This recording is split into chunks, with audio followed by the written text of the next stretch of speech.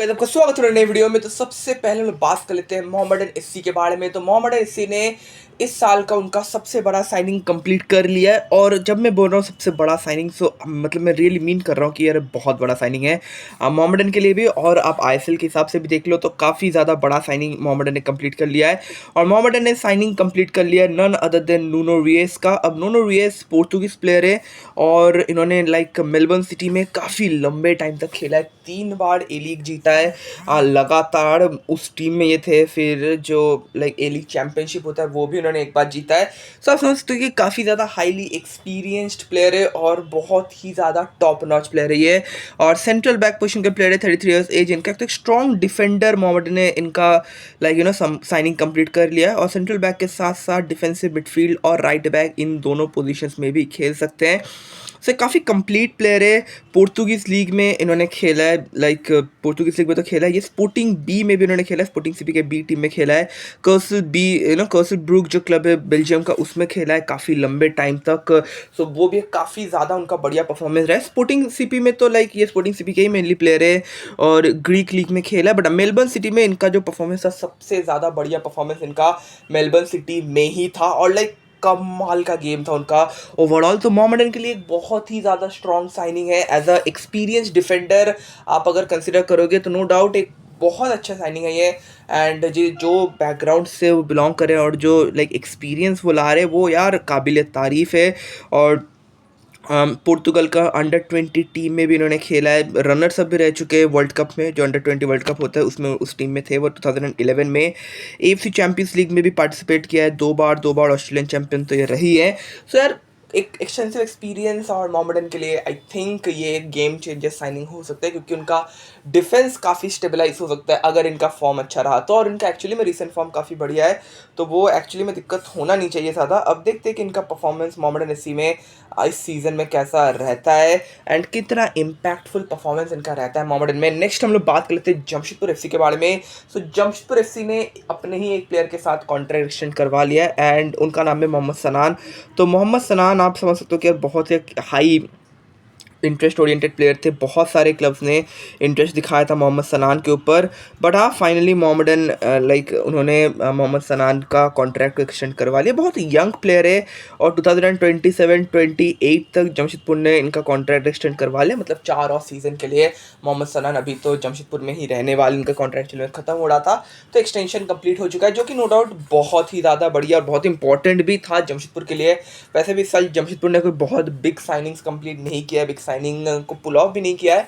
सो जो अच्छे existing players है उनको होल्ड करना बहुत इंपॉर्टेंट था जमशेदपुर के लिए, और वो चीज़ ही वो कर रहे हैं और आई थिंक उसमें काफ़ी सक्सेसफुल भी है। और आई थिंक मोहम्मद सनान का जो एक्सटेंशन है वो ये दर्शाता है कि जमशेदपुर भी सीरियस है और वो होल्ड करना चाहते हैं अपने मेन जो कोर टीम है उसको होल्ड करना चाहते हैं, क्योंकि उनको भी पता है कि अगर टीम और ज़्यादा बिखर जाएगा तब दिक्कतें स्टार्ट होंगे। और मोहम्मद सनान आई थिंक जो उनका फॉर्म है रिसेंटली, लेफ्ट विंग पोजीशन के प्लेयर है, मेनली खतरनाक स्पीड के साथ ऑपरेट करते हैं। सिर्फ 20 ईयर्स एज इनका, एज भी ज़्यादा नहीं है। अब डूरंट कप में भी देख लो परफॉर्मेंस काफ़ी ज़्यादा बढ़िया रहा है। जो सुपर कप हुआ था उससे पहले उसमें भी बढ़िया रहा है। आईएसएल में भी इनका परफॉर्मेंस काफ़ी सही था, क्योंकि सिर्फ लेफ्ट विंग नहीं, राइट विंग और अटैकिंग मिडफील्ड तीनों पोजीशंस, मतलब टोटली जो 3 पोजीशंस है तीनों में ही बहुत अच्छे तरीके से खेल सकते हैं। सो इसीलिए आई थिंक लॉन्ग टर्म में इनका रोल जमशेदपुर में काफ़ी ज़्यादा इंपॉर्टेंट होगा। और देखते हैं कि आने वाले सीजन्स में जमशेदपुर में इनका परफॉर्मेंस कैसा रहता है, कितना इम्पैक्ट वो ओवरऑल टीम के परफॉर्मेंस में डाल पाते हैं। नेक्स्ट हम लोग बात कर लेते हैं बैंगलोर एफसी के बारे में। तो बैंगलोर एफसी को एक पहले थोड़ा सा पूरा न्यूज़ बता देता हूँ। तो ये जो खबर चल रहा है कि बैंगलोर एफसी ने इनिएस्टा के ऊपर इंटरेस्ट दिखाया, ऐसा कुछ नहीं है। To be very honest, actually मैं आंद्रे इनिएस्टा को लेकर एक इंक्वायरी हुआ था, मतलब एक इंडियन एजेंट ने बेंगलोर से ये पूछा कि क्या वो आंद्रे इनिएस्टा को अपनी टीम में शामिल करना चाहेंगे नहीं, जो कुछ इंडियन एजेंसी वो लोग करते हैं, ताकि अगर मान लो उन लोगों ने हाँ बोल दिया बेंगलोर ने तो फिर वो बातचीत आगे बढ़ाएंगे, उसमें कमीशन रहता है नॉल। बट वो सब हम लोग का डिस्कशन का पॉइंट नहीं है। पॉइंट ये है कि एक इंडियन एजेंसी ने बेंगलोर को ये बोला कि क्या आप आंद्रे इनिएस्टा पे इंटरेस्टेड हैं, क्या आप उनका साइनिंग कंप्लीट करना चाहेंगे या नहीं। तो सबसे पहले तो ऑफकोर्स फीस एक बहुत बड़ा इशू है। इससे पहले भी आंद्रे इनिएस्टा के खुद के एजेंट ने भी ऑफर किया था आईएसएल के क्लब्स को, लेकिन उस टाइम पे भी सेम चीज़ हुआ था कि यार उतना पैसा था नहीं किसी के पास, 10-12 करोड़ देना होता है। मानता हूँ मार्की प्लेयर के हिसाब से आएंगे, लेकिन अगर मैंने पहले ही बोला है कि मार्की प्लेयर के हिसाब से आना सही है, लेकिन वो पैसा तो देना ही होगा ना, 10-12 करोड़ एक प्लेयर को। वहाँ पे टोटल सैलरी कैप 16-17 करोड़ है आईएसएल में, वहाँ पे एक प्लेयर 12 करोड़ लेगा। सो वो थोड़ा सा तो प्रॉब्लमेटिक होता ही है क्लब्स के लिए, looking at the current financial situation. अभी तो फिर भी प्रॉफिटेबल है, पिछले सीजन में तो नहीं थे। और इस सीजन जब बैंगलोर ने खुद थोड़ा सा इंक्वायरी बैठाया तो तब उनको पता चला कि नहीं, इनिएस्टा अभी कहीं पे आने पे इंटरेस्टेड नहीं है, वो अभी मिडिल ईस्ट में ही रहेंगे। और आई थिंक अच्छा डिसीजन भी है। बट हाँ, अगर करियर के एंड में कभी एक सीज़न के लिए भी अगर इनिएस्टा आईएसएल में आते तो नो डाउट एक बहुत बड़ा बात होगा वो।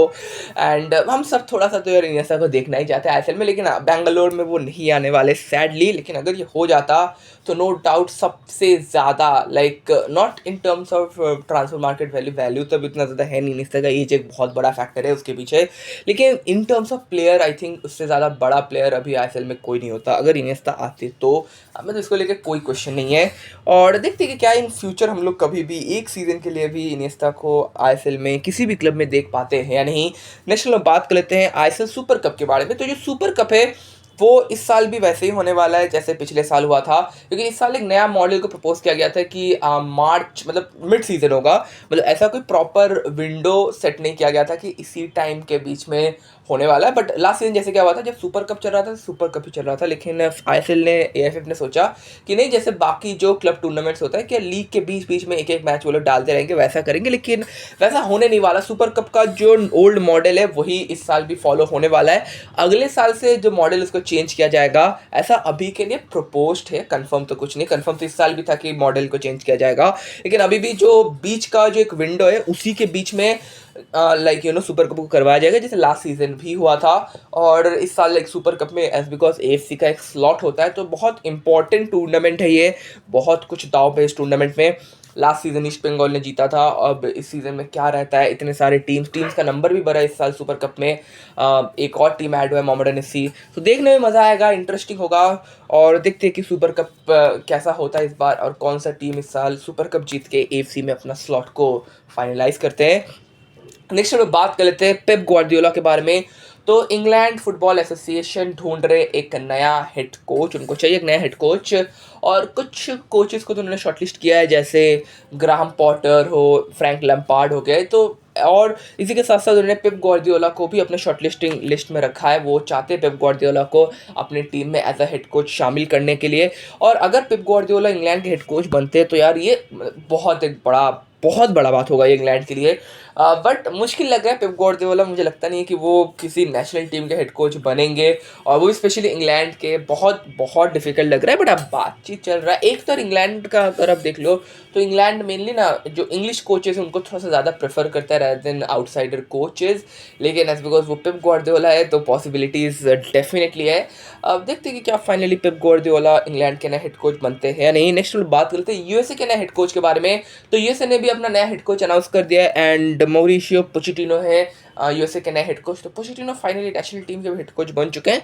यूएसए के लिए मैं बोलूँगा एक अच्छा ये डील है, अच्छा एक डिसीजन है, क्योंकि no doubt Pochettino no doubt बहुत अच्छे कोच हैं, बहुत एक्सपीरियंस्ड कोच है। यूरोपियन सर्किट में इतने साल उन्होंने कोचिंग करवाया है, इतना बढ़िया परफॉर्मेंस है उनके अंडर, इतने डिफरेंट क्लब्स का, मेनली टॉटनहम का। बड़ा देखते कि यूएसए में वो क्या चेंजेस लाते हैं, कितना इम्पैक्टफुल परफॉर्मेंस रहता है यूएसए का। अब ये बेसिकली डील कंप्लीट किया गया है फॉर 2026 फीफा वर्ल्ड कप को मद्देनजर रखते हुए। अब देखते हैं कि कैसा रहता है यूएसए का परफॉर्मेंस ओवरऑल। सो गाइस, ये था आज का वीडियो। आई होप आपको ये वीडियो पसंद है। वीडियो पसंद है वीडियो को लाइक करना, शेयर कर दोस्तों के बीच में, एंड अगर चैनल में नए हो चैनल को सब्सक्राइब करना एंड बेल आइकन दबाना।